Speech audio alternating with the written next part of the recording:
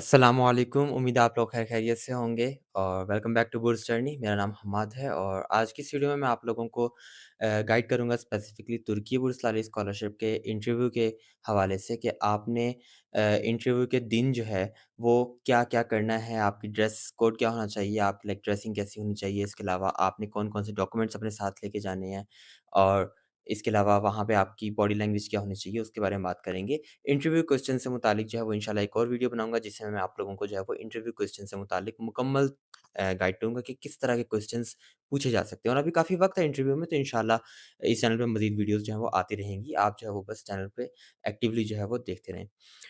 Last एक video के अंदर मैंने अपना इंटरव्यू का एक्सपीरियंस शेयर किया था कि मैंने इंटरव्यू में कैसे अपेयर हुआ था और मेरा इंटरव्यू का एक्सपीरियंस कैसे गुज़रा था, किस तरह के उन्होंने क्वेश्चंस मुझसे पूछे थे। उस सब से मुतालिक मैंने बहुत डिटेल में जो है वो वीडियो बनाई थी। तो अगर आप लोगों ने वो वीडियो नहीं देखी तो मैं आपको रिकमेंड करूँगा कि उस वीडियो को लाज़मी देखें क्योंकि उसमें मैंने बहुत ज़्यादा जो है वो डिटेल में अपना लाइफ़ एक्सपीरियंस जो एक रियल रियल एक्सपीरियंस है उसको मैंने शेयर किया था। तो उसे देखना मत भूलिएगा।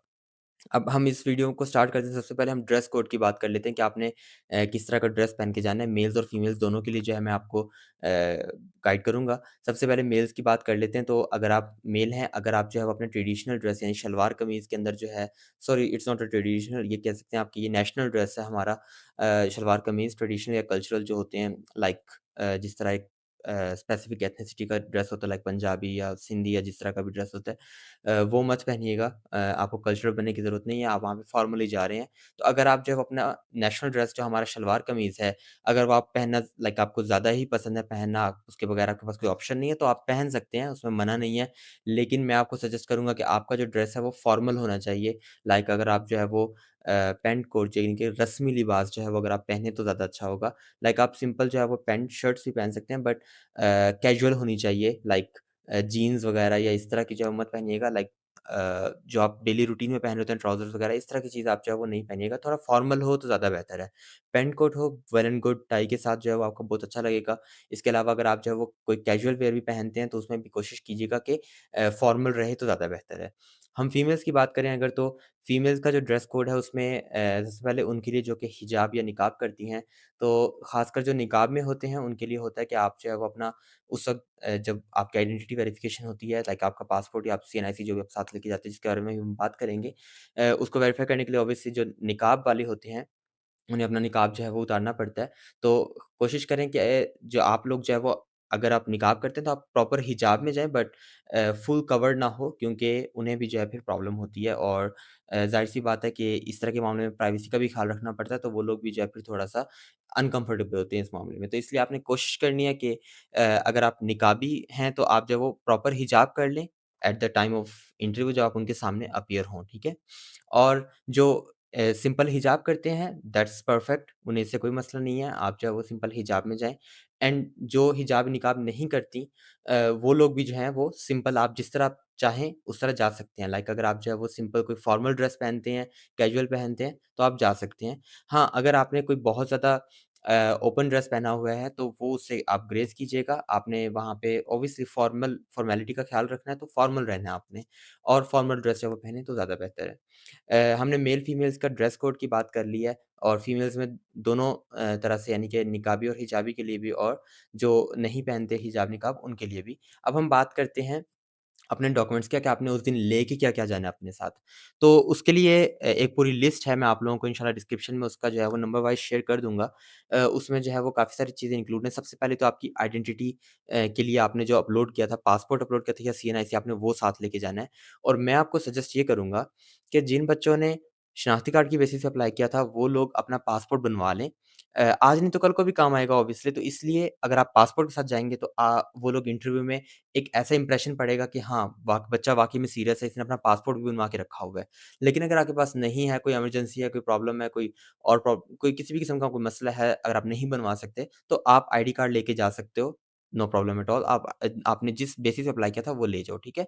कुछ बच्चे एक्सपायर पासपोर्ट की बेसिस पे अप्लाई करते हैं, तो आप कोशिश करें उसे भी रिन्यू करवा लें, ताकि आप लोगों का जो एक इम्पैक्ट है वो सीरियसनेस की तरफ जाए, लाइक आप जो है वो वाक़ई में इसके लिए तैयार हैं स्कॉलरशिप के लिए कि आपको मिलेगी तो आप फ़ौरन अपना पासपोर्ट तो आपका वैसे ही तैयार है तो आप फ़ौरन वीज़ा लगवा लेंगे और आप चले जाएँगे।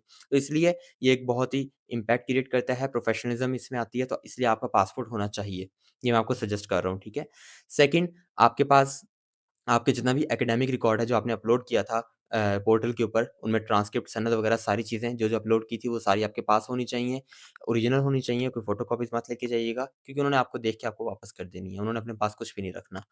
थर्ड नंबर पे आपकी आ जाती हैं एक्स्ट्रा करिकुलर्स। आपने जितने भी एक्स्ट्रा करिकुलर के सर्टिफ़िकेट्स अगर आपने अपलोड किए थे, वो सब आपने अपने साथ लेके जाने हैं। अच्छा, एक बड़ा इम्पोर्टेंट क्वेश्चन है बच्चों का कि हमने जो वॉलंटियर सर्टिफ़िकेट्स अपलोड किए थे, तो उसमें आपको पता है वॉलंटियर एक्टिविटीज़ के अंदर ना सर्टिफ़िकेट फ़ाइल अपलोड करने का ऑप्शन नहीं होता। आप सिर्फ़ डिटेल्स वगैरह ऐड कर सकते हो कि आपने कहाँ पे वॉलंटियरिंग की है, उसका डिस्क्रिप्शन लिख सकते हो आप, लेकिन आपके पास ना ये ऑप्शन नहीं होता कि आप उसका सर्टिफ़िकेट अपलोड कर सको। तो वो एक बड़ा क्वेश्चन पूछा जाया करता था जब एप्लीकेशन की डेट्स थी। तो उसका ऑप्शन भी उसका आंसर भी यही है कि आप लोगों ने अब जब इंटरव्यू की आपको कॉल आएगी तो आपने फिर जो है वो उसको लेकर जाना है जब सारी पूरी आपकी फ़ाइल होनी चाहिए। अच्छा, फ़ाइल आपने कैसे अरेंज करनी है आपको मैं बता देता हूँ। सबसे पहले आपके पास एक फॉर्मल फ़ाइल होनी चाहिए।